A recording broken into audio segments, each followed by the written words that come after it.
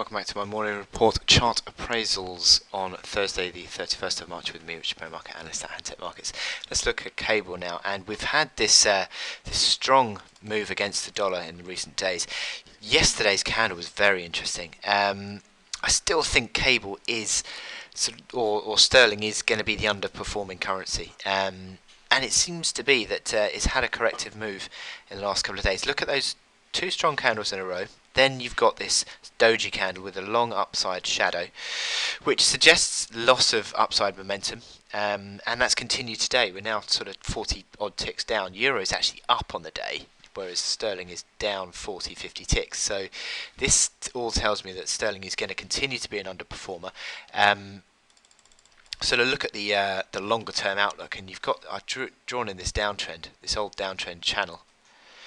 And the bottom of that downtrend channel is forming the basis of resistance in these rallies, isn't it? That capped the February high, 46.70, capped the March high, and it sort of seems to be sort of moving towards capping the latest high as well, 44.60. So I think this continues to play out as a sort of a selling opportunity. Sort of rallies are a chance to sell. Look at the RSI as well, 60. Every time it gets towards 60, it's a fail on the upside. So that just tells me again that you're sort of more on the longer term basis. These rallies are a chance to sell. So your near to medium term sort of upswings generally tends to just unwind it, and then seem to get sort of rallies to lower levels, peaking out at lower levels, and just again seems to be happening. You've got the MACD lines back at neutral. RSI not far from 60, got 55 yesterday and turning over. And again, it just seems to be that the overhead supply is a problem for sterling. And again, we're sort of falling away today. Ultimately, I think the dollar is in a bit of a correction mode against all the forex majors, but I don't think sterling is in a position to necessarily outperform within that. So you might get some gains, you might see some moves up into this resistance band, but I think that that's ultimately going to be sort of the limit of it. And I think rallies are a chance to sell because you've got the big Brexit thing overhanging cable as well. So you've got that resistance in place now at 44.60.